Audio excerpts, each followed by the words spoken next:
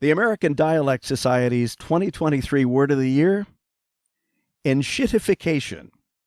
And our guest is the guy who coined it. What I think is going on is that this bad idea, right? Let's make things worse for our customers and our suppliers and better for ourselves, is omnipresent in every firm. Cory Doctorow is a science fiction author, activist, and, I'd say a very active journalist with an email newsletter he publishes daily.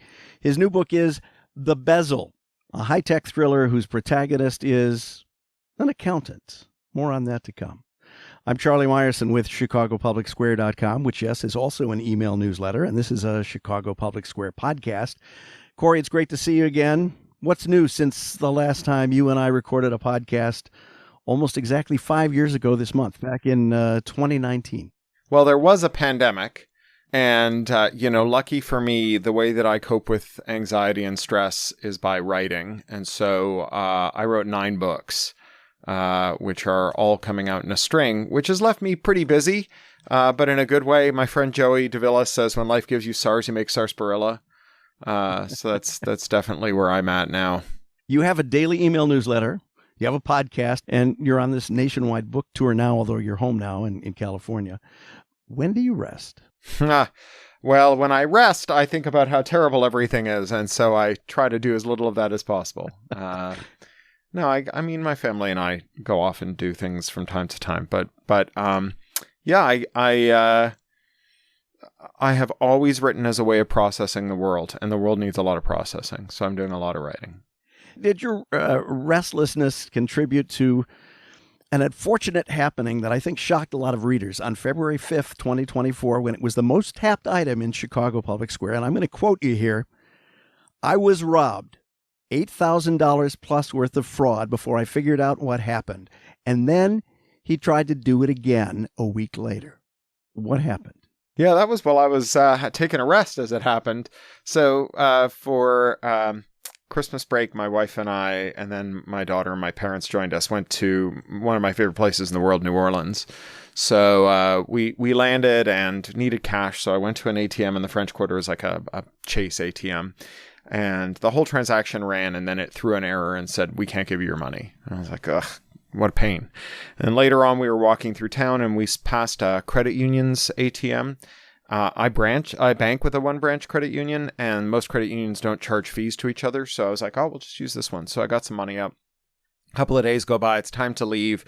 My folks have already gone. My wife and daughter are at the hotel, and I've gone out to get my very favorite sandwich. Just before we go, and my phone rings, and it's the caller ID for my bank, and they say, Mr. Doctorow, this is your bank calling. Did you just try and spend $1,000 at an Apple store in New York? And I was like, ugh. One of those ATMs turned out to be dodgy. Either it was the one that threw that error, and the reason was that it had like a skimmer mounted on it, and they captured my card number, or maybe it was that cheap Chinese ATM that the one branch credit union I went to was using. One or the other. I was definitely skimmed. So, I make my peace with it, and I start talking with this guy. And, when you bank with a little one-branch credit union, they don't have their own after-hours fraud center. They just contract out. And so these guys, they're a little clumsy. They're a little amateurish. They ask you a bunch of questions your bank should know the answer to because they're not really your bank. They're their fraud center partner. I'm just going through this whole thing, and it's going on. And I can see the store that sells my sandwich, and I can see the time ticking down. And finally, I said, look, fella, you've already frozen the card. You've gotten most of the recent transaction data. I'm going to go. When I get to the airport after I clear security, I'll call the bank's after hours number. And he got really shirty, and I was like, you're just going to have to suck it up. This is how it goes. Whatever losses you're experiencing are as nothing compared to the losses of me missing my flight with my wife and daughter. So go back and go to the airport. And on the way, I look at my phone, and I find out that DC 737 MAX Boeing aircraft has just lost its door plug, and all the 737 MAXs in the US have just been grounded. We get to the airport, and it's a zoo. Everyone's trying to rebook. By the time we get to the gate, we've got 5 minutes because there's just the lines, massive. So I call the bank's after hours number, and they say, sorry, sir, you pressed the wrong button. This is lost cards. Fraud's a different number, but it sounds like you told the guy to freeze your card, so it should be fine. Just come in on Monday and get your new card.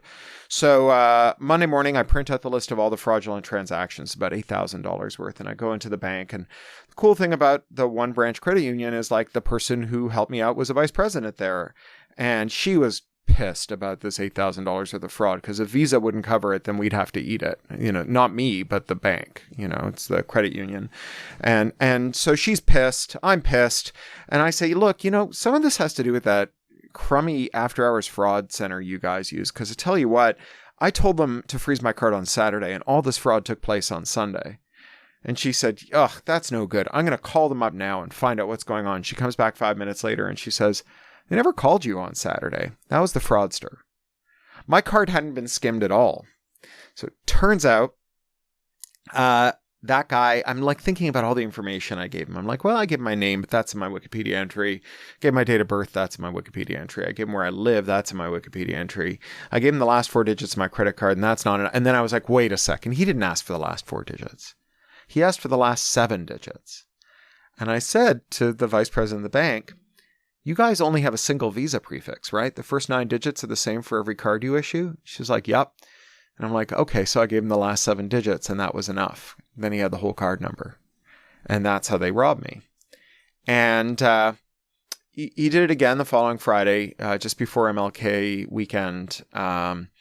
And I called 5:30 just before the banks closed for a 3-day weekend, or just after the banks closed for a 3-day weekend, which is like the fraud golden hour. And, I recognized who it was. And he said, your card's been compromised. It's so-and-so. And I'm like, no, it hasn't. Card's still in my wallet. Hasn't left my wallet since I picked it up on Monday. Why don't you tell me what the after hours number on my card is? Because I'm looking at it now. You tell me what number I call back to speak to you.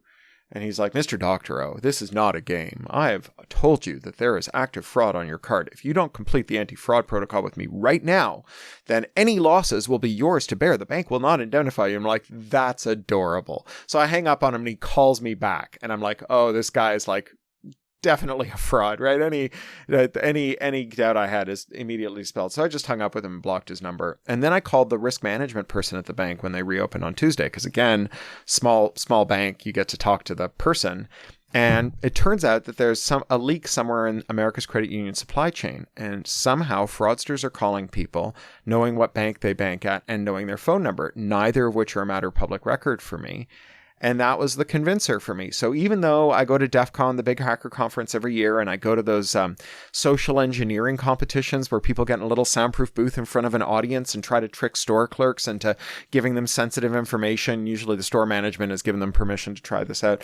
And I'm an expert on this stuff, and I've written multiple novels about it. I got fooled, and I got fooled using Swiss cheese security, which is where you have all these different layers of security. They've all got their little holes in them like slices of Swiss cheese. Most of the time the holes don't overlap and there's no way to go all the way through the defenses.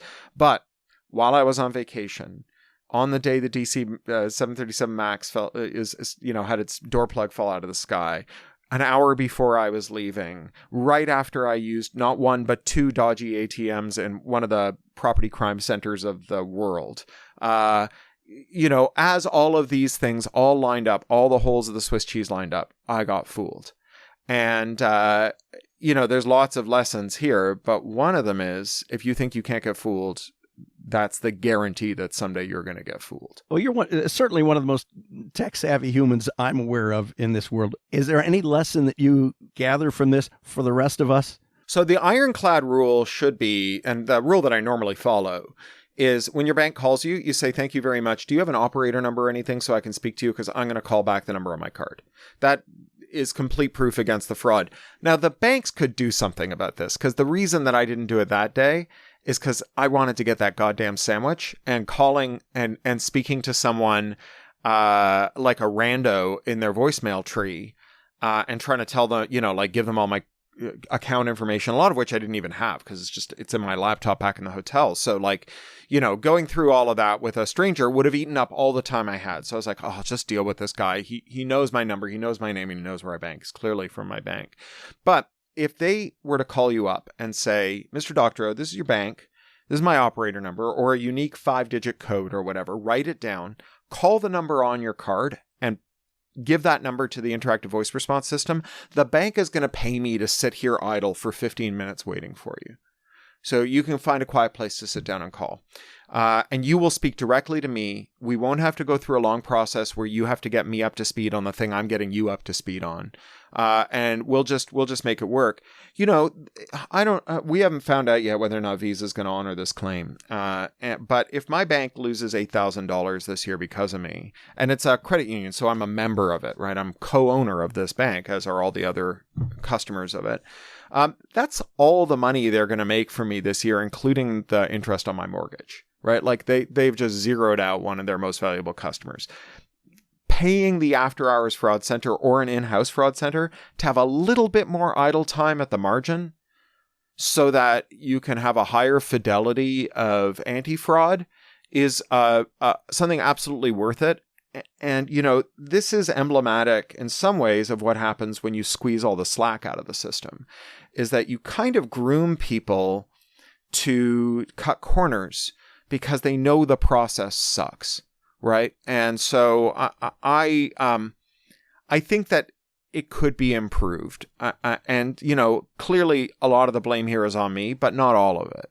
You're generous to accept even some of the responsibility. Well, I should have known to call them back. But I didn't. You know, I should have known to call them back. And also, you know, I spoke with that risk management officer, and I was like, let's go through the way your interactive voice response system characterizes each of the options when you call after hours, because I had missed the anti-fraud because it's not called anti-fraud. Like if you suspect fraud on your card, press 2. It was something else, right? It was like if you have a problem with your account. And I was like, that's something else. I didn't even press it. So we discussed new wording, and they're going to put new wording in.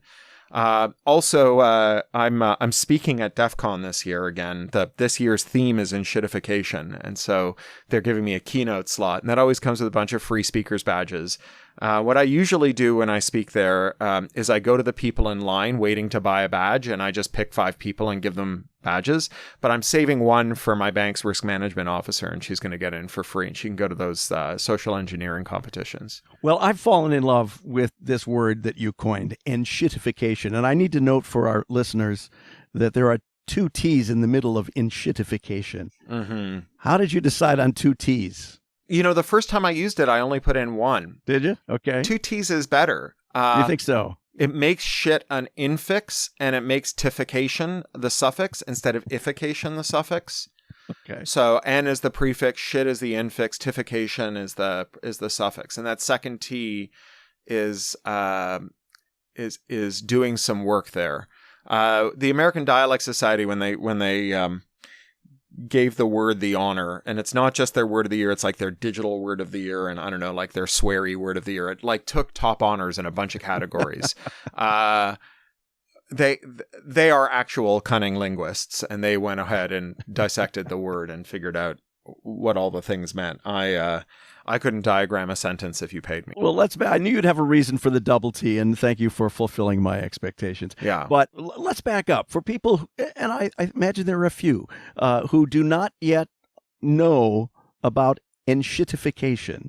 Sure. What is it? It's a term I coined to describe a specific pathology of like late stage internet platforms. And platforms are the unlikely endemic form of the internet. You know, for a medium that was supposed to disintermediate everything, the fact that the biggest form of business on the internet is intermediaries is pretty wild.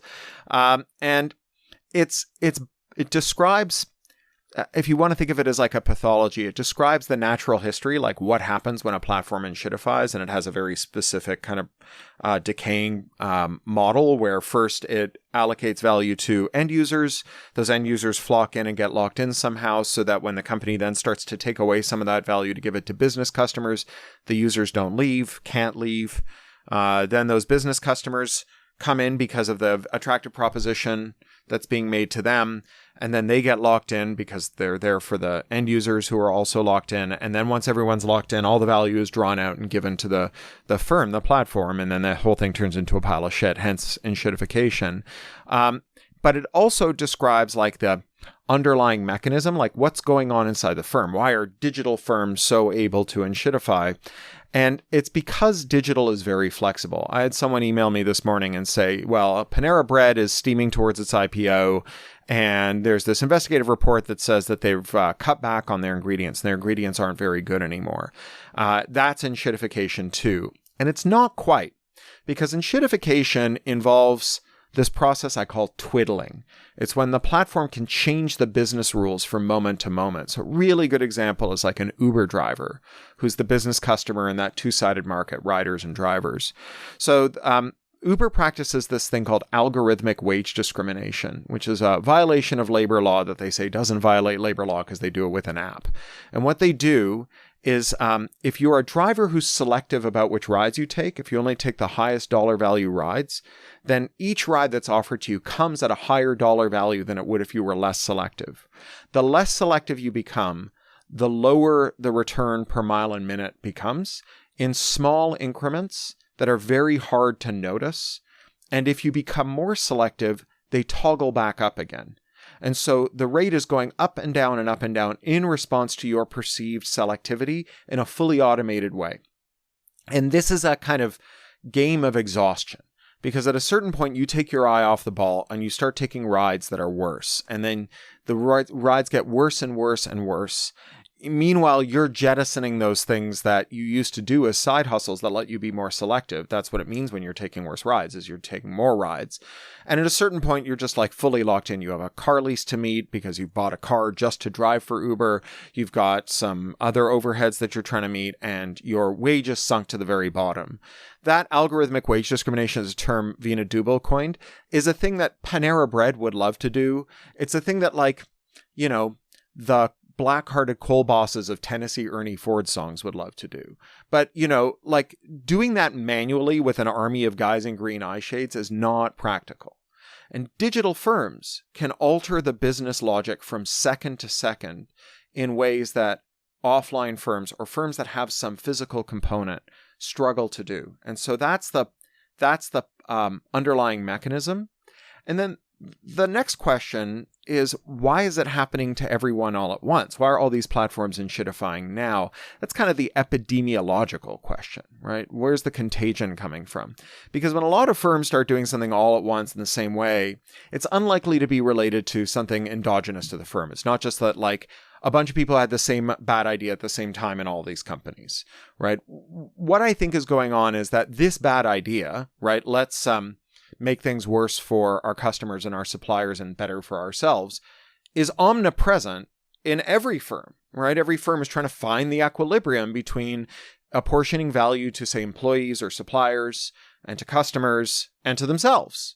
And there are some constraints, right? One is competition. If you offer a substandard product and there's somewhere else your customers can go, they'll go there. If you pay substandard wages and there's somewhere else your employees can go, they'll go there. You know, all of this stuff about nobody wants to work is hilarious, because I guarantee you they'll work if you offer double the wage, right? Nobody wants to work at the wage you're offering is like nobody wants to sell me a plane ticket at what I think it's worth. That sounds like a me problem, not like a American Airlines problem, right? So, you know, the competition acts as this check on firms, but competition has been in free fall for 40 years.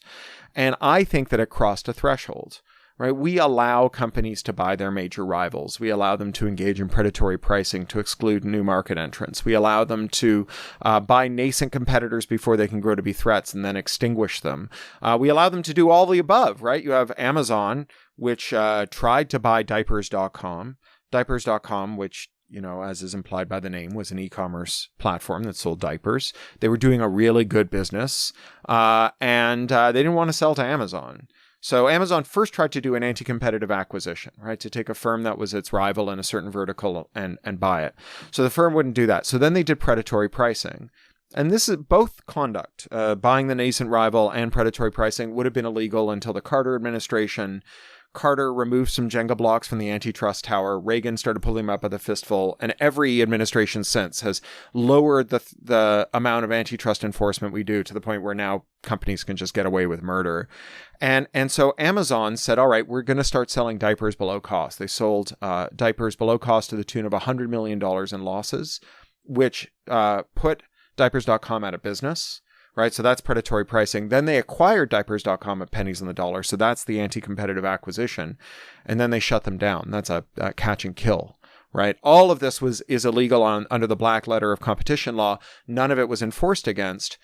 Amazon also derived a secondary benefit from this. And that secondary benefit was informing every other source of capital that if you invest in a company that competes with Amazon, the best you can hope for is an acquisition. But what's probably going to happen is you're just going to get driven out of business. It's what venture capitalists call the kill zone. And it's why people don't compete with Amazon. And so we lost the constraint of competition and we lost the constraint of regulation. Because when a sector dwindles to a handful of firms, they find it very easy to agree on a single lobbying position, and they can make their will felt in Congress, in the expert agencies, and in court, and they can get away with whatever they want. What is your cure for enshittification? So if you take each of these constraints, right, the first one being competition, restoring that constraint will reduce the power of firms to enshittify.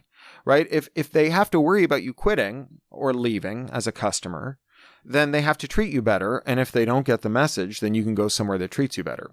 So we are in a historic moment for antitrust enforcement. As we record this today, the European Union has just started enforcing the Digital Markets Act. Here in the United States, we have generationally significant leaders at the Department of Justice Antitrust Division with Jonathan Cantor, at the Federal Trade Commission with Chair Lena Khan, and at the Consumer Finance Protection Bureau with Rohit Chopra. No coincidence that there is a bipartisan effort to slash all of their budgets, working their way through the mini budget right now, right? But reinvigorating antitrust is a way to restore the disciplinary power of competition. It also restores the power of regulators, because it's not just antitrust that regulators do, it's everything. And if you want a company not to rip you off, say the way Amazon does. So if you go to Amazon, you click the first link on an Amazon search. On average, you pay a 29% premium relative to the best item, because Amazon makes $38 billion a year selling payola, the right to make the top search result. If you walked into a corner store or Target and said, sell me your cheapest batteries, and they sold you batteries that were 30% more expensive than their cheapest batteries, that would be fraud. Amazon's regulatory capture allows it to say it's not fraud when we do it with an app, just like Uber says it's not a labor violation when we do it with an app, or Google says it's not a privacy violation when we do it with an app. Make those companies more fragmented, and you starve them of the capital they need to suborn their regulators, and you also introduce a collective action problem where they just become too many companies to agree on what it is they're going to tell their regulators. Are you available for federal office? No. I wrote 9 books during lockdown, and I just agreed to write a 10th one about enshittification. I'm busy till 2027. Cory and I have something else in common. Decades apart from one another, we've both been contributors to the venerable Journal of Science Fiction Locus, although my main contribution consisted of a series of cartoons I drew as a teenager. What do you make of the state of science fiction these days? Text, TV, motion picture? Well, it's certainly at an interesting moment. I mean, there's one way in which the most salient fact is that it's dominated by 5 companies, right? 5 major publishers that sell to one national brick and mortar chain owned by a private equity fund, Barnes & Noble, and one rapacious monopolist e-commerce platform, Amazon. 90% of the audiobooks are controlled by Amazon's subsidiary Audible. There's a single national distributor, which is Ingram. All the other distributors are owned by the big 5 publishers. So I published a book in 2020 with my colleague Rebecca Giblin about how monopolists rip off creative workers. None of the big 5 publishers wanted to publish it because it was really critical of them. So we published with a wonderful independent press called Beacon that's 150 years old, owned by the Unitarian Universalists. Albert Einstein once very famously said, if there is hope in this world, it is the Unitary Universalists and Beacon Press. But Beacon is distributed by Penguin Random House, the largest publisher in the world, who got $1 every time we sold a book explaining why they were an evil monopolist, right? So that's one way in which science fiction is just on the ropes, right? You have 4 major studios, thankfully, thanks to our friends in the federal government. Paramount did not just sell to Disney, but they're looking for another suitor. And so, you know, in every way, we're struggling. You have HBO Warner, which is cutting shows. You have, and not because no one wants to see them, but because David Zaslav, the villain out of Central Casting who runs that business, has figured out that he can get more in a tax credit for writing off a show than he can for releasing it. And taking stuff that people like miss their parents' funeral to work on and just flushing it down the toilet. So in those ways, it's very bad. In terms of the work being produced, it's never been better. I mean, we're in an amazing moment for the field. People are writing incredible things, notwithstanding the massive scandal at the Hugo Awards last year, which is a whole different story about the difficulties of hosting the Hugos in China and the mistakes that the non-Chinese Hugo administrators made. I missed that. Give us the short version of that. Oh my gosh. So after the Hugo Awards are awarded, as you leave, they're handing out sheets of photocopied paper with all the vote tallies and nomination tallies. That didn't happen at the Worldcon in Chengdu, China, which was the first Worldcon ever held in China, which has more science fiction fans than all the rest of the world combined, and, more than deserves a Worldcon. And instead, the committee that oversaw the Hugos waited until the very last minute, permitted by the bylaws, to release the numbers, whereupon everyone realized that something was up.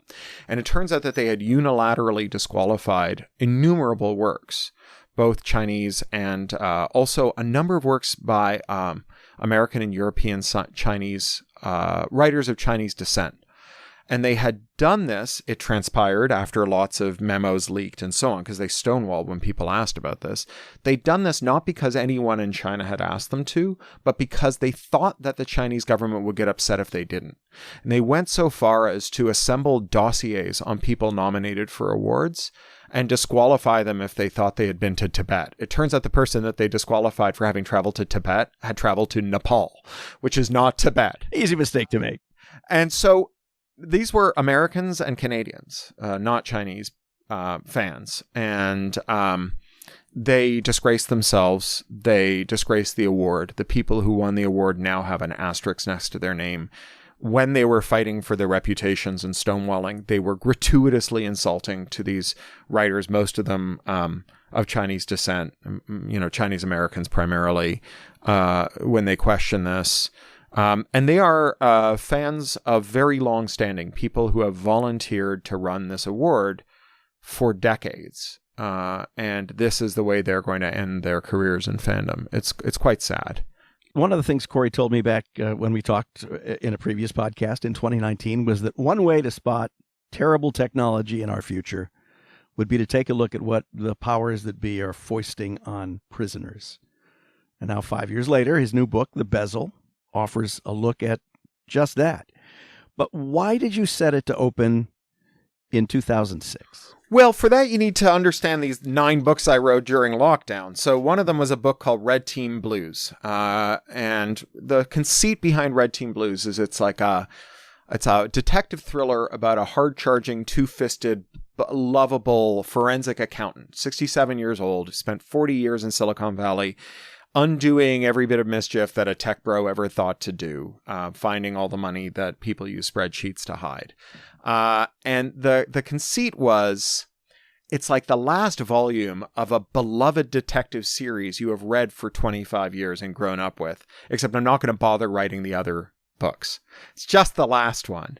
And it was pretty successful. I sent it to my editor, who I love dearly. I met him on a bulletin board system when I was 17 years old. He's edited all my novels. And he will not think that I'm being overly critical of him when I tell you that he's not the world's most reliable email correspondent. And so when I sent him the manuscript after finishing the first draft, I finished it in 6 weeks from the first word to the last in that first draft. I sent it to him and I expected months to go by. And instead, the next morning, there was an email waiting for me that was a fucking ride. Whoa. And he bought 3 of them. And there's a problem because this is the last adventure of Martin Hench, forensic accountant. There is some precedent for bringing a detective out of retirement. Very famously, Conan Doyle brings Sherlock Holmes back over Rickenbacker Falls because Queen Victoria offered him a knighthood. My editor is a very powerful man in New York publishing. He's a vice president in the Macmillan Company, but he cannot knight me. So I was not going to bring poor old Marty Hench out of retirement. And so I had to come up with something else. And it occurred to me that I could write these books out of order. I could write them in any sequence, that he's like the Zelig of high-tech finance fraud. He's been at every place where someone ripped someone else off with a computer. And that if I wrote them out of order, I wouldn't have any continuity problems. Because when the series goes backwards, you're not foreshadowing, you're backshadowing. And the more detail you throw in, the more of like a, absolutely premeditated motherfucker you appear to be, even if you're just winging it. So this is the second book. So the first one is set in the 2020s. It's a cryptocurrency heist novel. This one is about the era where Yahoo is buying and destroying every successful Web 2.0 company. It's a time I know very well. I was there. I founded a startup that Microsoft tried to buy, that our investors then stole from the founders, and then the deal fell through and the chaos that ensued. And so I've lived through it. And so it was a moment I really wanted to write about, in particular because it's the moment that represents the time between the dot-com bubble bursting and the subprime bubble bursting. And it's this period that you can think of as the bezel. The bezel, B-E-Z-Z-L-E, not B-E-Z-E-L, not the rectangle around your phone screen, but this term that was coined by John Kenneth Galbraith to describe what he calls the magic interval after the con artist has your money, but before you know it's a con. And in that moment, Galbraith says, everybody feels richer. Everybody is happier. The national stock of happiness goes up for so long as the bezel is going. The longer the bezel goes, the more unhappiness debt you accumulate, because the more money gets pumped into the fraud, right? And so the irony of the bezel is that the people who are in it don't want you to rupture it, even if that will save them from losing everything, because it's when the unhappiness starts. It's like continuing to drink so that you don't get hungover. The more you do that, the worse the hangover becomes. And that moment, those charmed and difficult years from 2002 to 2006 are really an ideal time to tell a story that I think of as Panama Papers fanfic. The Bezzle has a few Chicago connections. One is a name well known to people in Chicago, Wrigley. Give our listeners a taste of how that comes into play. Yeah, so that same editor of mine, Patrick Nielsen Hayden, who I love dearly but is not the world's most reliable email correspondent, when he edited my first novel, now almost 25 years ago, he gave me this piece of advice with his editorial note that I've never forgotten. He said, a science fiction novel has the world and the character, and they're like a big gear and a little gear. And the point is to turn the world all the way around so the reader can see what's going on in the world. And the way you do that is by having the little gear, the character, turn around as many times as it takes to spin the world one complete revolution. And the teeth have to match for that to happen. The world has to be a macrocosm of the character, and the character has to be a microcosm of the world. And when the books don't work, check your micro-macro correspondences. See if the one is the miniature of the others. So one of the things that I do in these novels about scams is I try to start with a small scam that's a kind of microcosm of the big scam. So the big scam in this book is about prison tech, but the small scam in this book is a Ponzi scheme. And it's set on Catalina Island. And Catalina is a place I've fallen in love with since I moved to Southern California. And it's, for people who don't know, it's this kind of storybook island across the channel from Long Beach. It's the deepest channel in the world. And this island was owned by the Wrigley family. It's where the Cubs used to have their summer training. It's where, or spring training rather, it's where Marilyn Monroe was a child bride. It's where the CIA was founded. It was home of the largest ballroom in America, and every week the most popular dance music program in the world used to broadcast live from high atop Avalon on beautiful Catalina Island. It's home to originally 13 male bison that got loose after shooting a Tom Mix movie, or not Tom Mix, I beg your pardon, Zane Grey movie. But then old man Wrigley decided it would be unchristian to have 13 bachelors, so he imported 13 cows for them, not understanding that bison form harems. and they have ever since struggled with a out of control bison population. It's a remarkable place, and one of its peccadillos left over from Old Man Wrigley is that when he gave the island to a land trust, he decreed that there would never be a fast food chain on the island, which, whatever. In terms of follies pursued by billionaires, it barely registers. I'm not a big fast food eater myself. But for the people on the island, fast food has become a kind of forbidden fruit.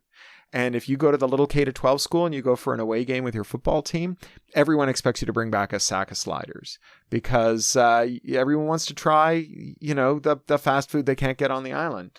And so I made up a little Ponzi scheme involving hamburgers brought over from the mainland and flash frozen, but really brought over from the mainland flash frozen, not to be eaten, but to be traded as futures in the same way that housing and luxury tower blocks is only incidentally a place where someone might live and is primarily a source of leverage and a safe deposit box in the sky, which, in the run up to the 2008 crisis was, often bought and sold several times before it was built, had multiple collateralized debt obligations and synthetic collateralized debt obligations hanging off of it, and could be inflated into paper worth 10 or 20 times its value, which is exactly what happens to these deep frozen hamburgers on the island, thanks to a wicked real estate baron who it turns out is doing the same thing with real estate as he is with hamburgers, and who becomes so enamored of his own cleverness that he begins to relish the moment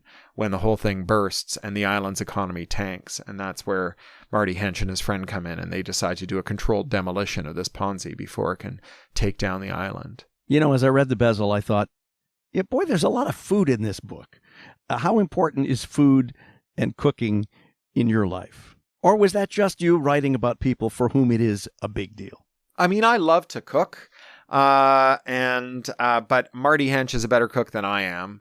I love books that have delicious food in them, and I love books that have delicious food that's well appreciated for it. The Hemingway hamburger of, beef, salt, pepper, turn it once, don't touch it again, is actually pretty goddamn good advice for making a hamburger.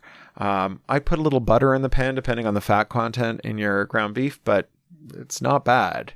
I find these books to be a really fun way to kind of do the adult version of what I did in the Little Brother books. So in the Little Brother books, it's kind of like that cool uncle or your friend's older brother puts an arm around your shoulder and says, let me tell you how the world really works, kid, and just opens your eyes.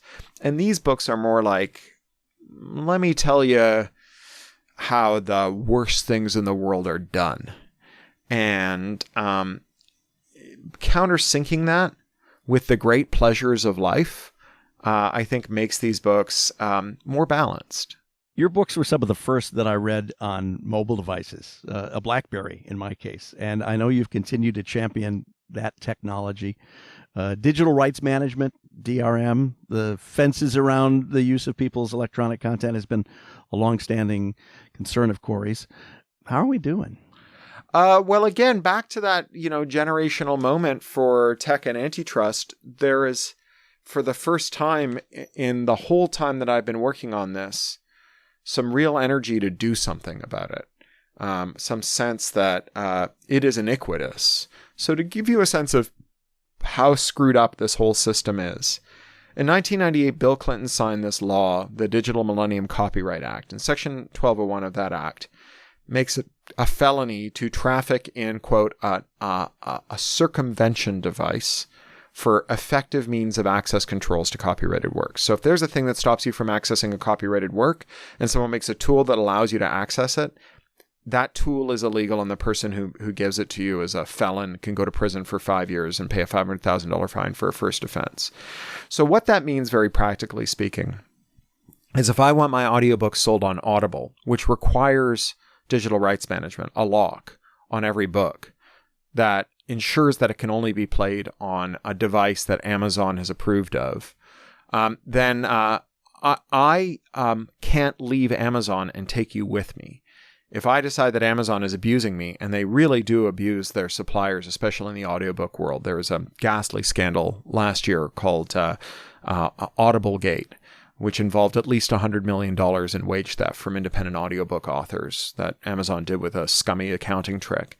So if I go, look, I'm going to leave and I'm going to take my readers with me and I'm going to give them a tool so they can unlock their books, take them to whatever app the next store I decide to sell and uses, I commit a felony. And not only do I commit that felony, but the felony carries a harsher penalty than you would pay if you were to go to a pirate website and download the book.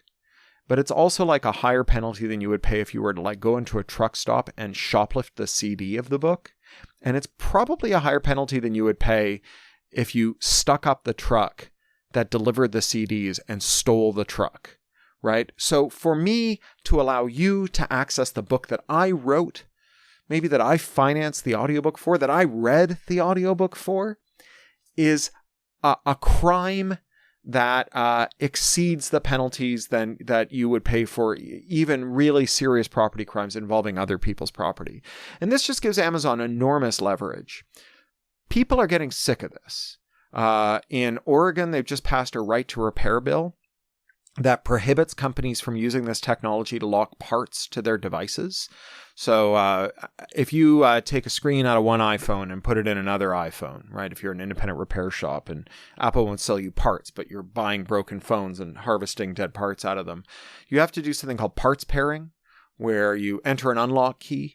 And this same law, this law that prevents you from unlocking your audiobooks also prevents someone from giving you a tool to do the parts pairing. And so the screen won't work on the phone. Oregon's just banned using that technology. So they can't overturn this law. It's a federal law, but they can ban you from using technology that implicates it. I think that, we are in a moment where enough is enough. People are getting really pissed off about it. They're no longer getting duped by the story that this stuff is anti-piracy technology that stops people from stealing from you. And they are realizing that the thing that you have to worry about is not that your readers might read or listen to your book the wrong way, but rather that the companies that distribute your books might rip you and your readers off, that you are class allies in the fight against monopolies. Back to your daily newsletter, in which you deal with issues like this every day. It reads typographically like an email newsletter circa the turn of the century. You run full web addresses, URLs. You don't hyperlink words or phrases. Why is that?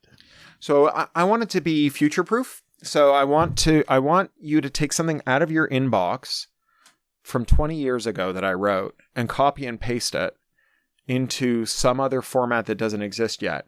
And for you to be able to know what all those links were. So there's no tracking redirect, like the t.co redirect that Twitter uses. Or I think it's h.ref that Tumblr uses and so on. They all have their own little redirectors. I want the link to be live. I want you to be able to see the semantics of the link before you copy it or before you click on it. I want you to be able to see whose link you're going to without having to sort of glance around somewhere on the screen for a link preview.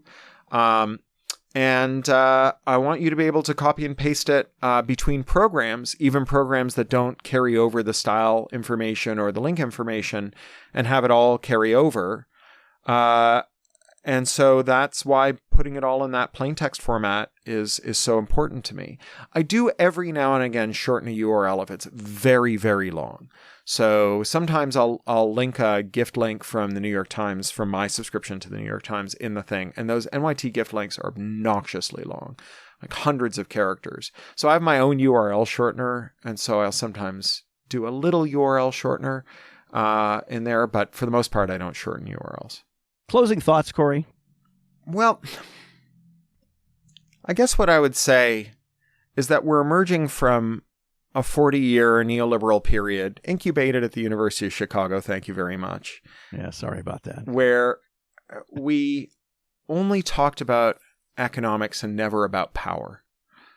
I got an email from someone yesterday saying that it's not price gouging if profits go up when gas price inputs go up at the pump, right? If the cost of oil goes up, then the cost of gas goes up, because the investors want the same margin. So if gas is $1 a gallon coming into the gas station and they're getting a 50% margin, then it'll be $1.50. If it's $2 a gallon, then they'll get $3 and so on. And that's not price gouging. That's just maintaining a constant margin.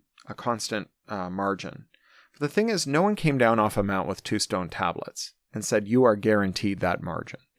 That it is power that determines whose end that margin comes out of. Does it come out of your end as the retailer? Does it come out of your distributor's end because the retailer refuses to buy it at that price? Does it come out of the consumer's end because the price goes up? If those questions aren't contestable, you are not operating in a market. You are getting a guaranteed margin. That's a planned economy. And I'm a red diaper baby. Planned economies don't scare me. But if we're going to have an economy that's planned, I'd rather have it planned by democratically accountable lawmakers who deliberate in public than by shareholder accountable monopolists who deliberate in boardrooms. My closing thought. I find Cory's email newsletter must-reading daily, and his books are always gripping. Sign up for his email at pluralistic.net.